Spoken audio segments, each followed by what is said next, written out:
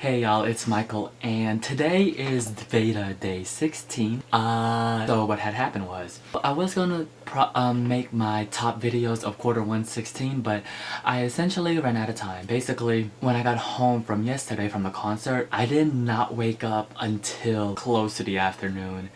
And then I basically ran out of time to film the video because, you know, I was still writing it down, like writing down the book. I didn't get around to finishing it. But yeah, man, I was so tired from that concert, and it was so much fun.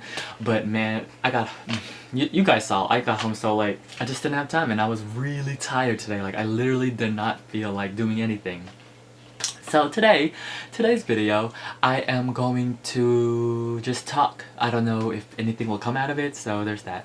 But I do have orange soda, and I have that cake from Sweet Hut that I was telling y'all about. Oh no, it got messed up. Oh well, that's fine. But let me show you. It's a black forest cake.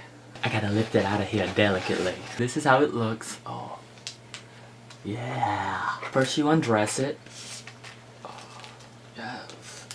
You know what, I probably should not be eating in my room, but whatever. All for YouTube, right? My reading wise, I'm doing okay. I'm a little behind. Oh crap, the strawberry. Oh crap, I should have brought napkin. Oh, I ate a leaf. Oh my god. This is so good. This is kind of messy. I don't know if I'm gonna eat this whole thing. I'm gonna eat half because this gonna make me sound like a fat ass, but I already ate. I ate me some wings and a sandwich and some chips. And some fried rice. Oh, you know what I could talk about? Hold on, let me take a bite out of this to verify that it is actually good. You know, scientific purposes. It's like habitual for me to cover my mouth when I talk and chew because, you know, manners. Usually, black forest cakes, some sort of, cause my, yeah. My aunt, she's actually German. She's from Germany, and she, oh my god, her desserts are really good. But she makes hers with, what's that German cherry liquor called? I don't know, but usually sometimes people use rum too, and this does not have any alcohol flavoring. But then again, probably because I wonder what the US regulation is on that with like treats like this. But this is really good. You know, I'm gonna eat this whole thing. You know what I could talk about? I just thought about it. I've seen some booktubers talk about how they got into reading, so I can tell you guys how I got into reading. So I came to this country when I was 7 or 8 years old. My first language wasn't actually English. It's Ilocano, which is a dialect in the Philippines from Ilocos Norte. Because the main language in the Philippines is Tagalog, but I knew a little Tagalog. I mainly knew Ilocano because that's what my family spoke. Now, I understand a little bit of Tagalog, but when my parents speak to me in Ilocano, I completely understand it. I just can't speak back in Ilocano, so there's that. So yeah, I came here when I was 7 and 8. I remember that it was like February, and I had like tank tops and like flip-flops. I was not ready, and it was cold. I took ESOL, which is English, Spanish, something learning, I think. I don't know, but basically it's a course that a lot of US schools, I think they still do it, I'm not sure, where so English is not your native language. It's something you take, like you take the class so you can learn English. And so that's how I learned English. I guess it was due to budget constraints now that I think about it. Thinking back. There was me and another person. There was only one other person. I'm not gonna give away her name, but I still remember it. We took ESOL together in elementary school in the library, because I guess they didn't have any other places for us to take it.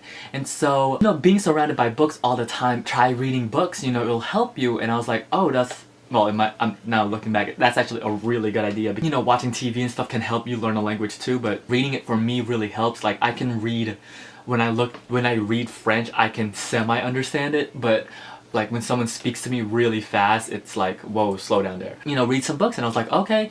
And that's basically how I fell in love with reading. I loved it, and I think one of the first books, this is like a memory for me, but I remember when, do y'all ever had those Scholastics book fairs in your school. Oh my god, I love those things.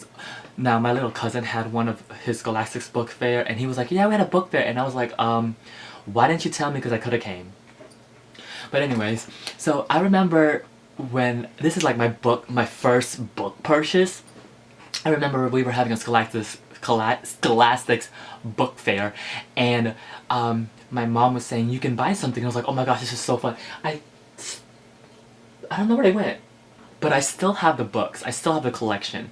I bought the whole series of the Chronicles of Narnia. Oh my gosh, I was so excited because I remember reading The Lion, the Witch, and the Wardrobe, and I was like, oh my gosh, this is so cool. And then I mentioned this in one of my videos, because I remember talking about it. But when I read The Magician's Nephew, oh my gosh, I thought it was so cool because I kind of got like the Bible reference. I was like, wait, this sounds really close to Genesis. Like, I thought I was so cool. And so I remember that being my first huge like book purchase, like the whole box set. I was like, oh my gosh, this is so cool.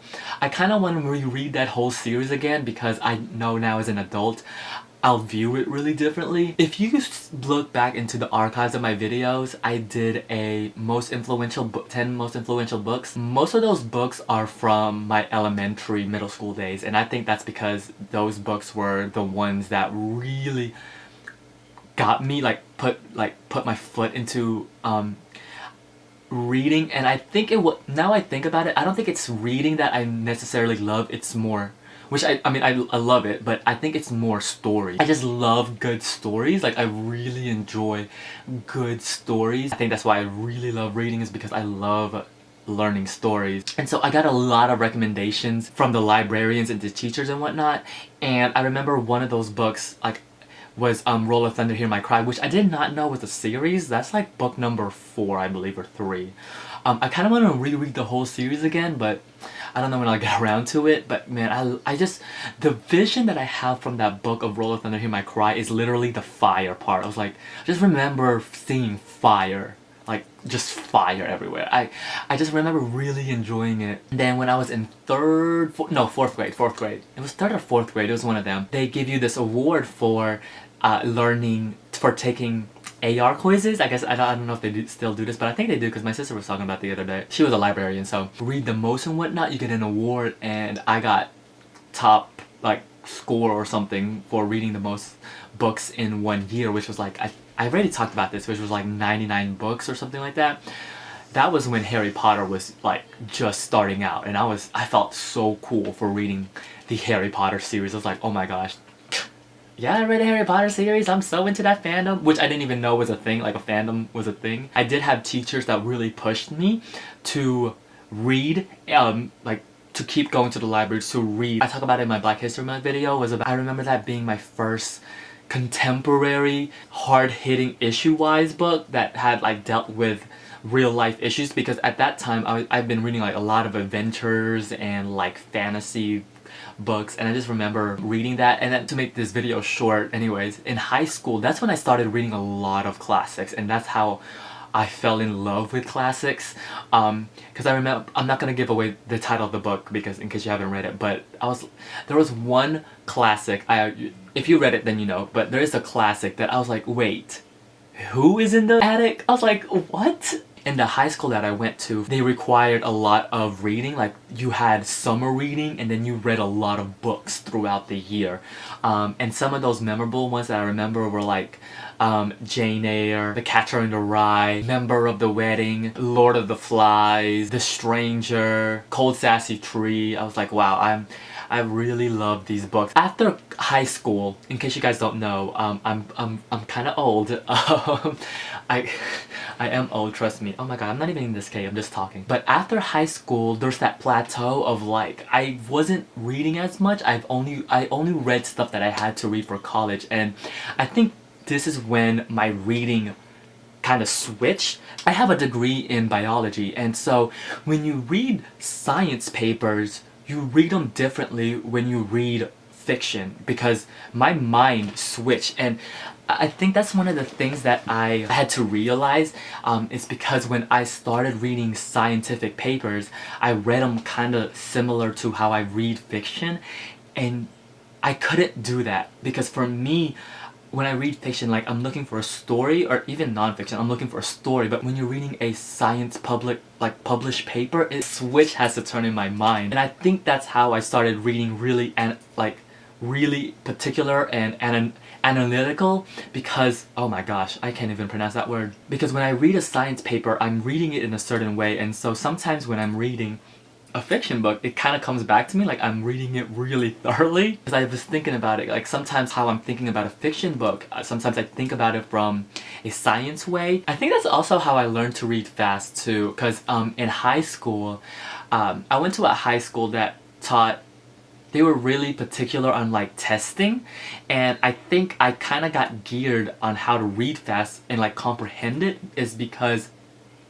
like you would have to take tests and there would be only a certain amount of time, and so you would have to read these like paragraphs and these short stories and comprehend it at the same time and know what's going on.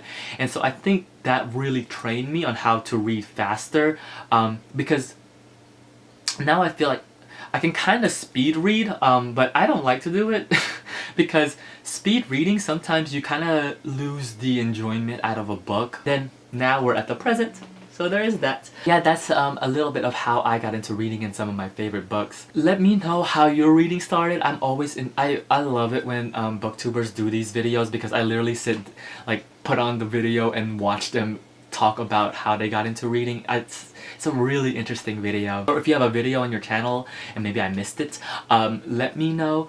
And tomorrow I will do my top 12 through, because I decided on 12 books, 12 through 7. I'll see you guys tomorrow. Bye! It's so good. I just want more alcohol in it. And that's funny because I don't even drink. I just want this. I'm just kind of feeling like this should have more alcohol.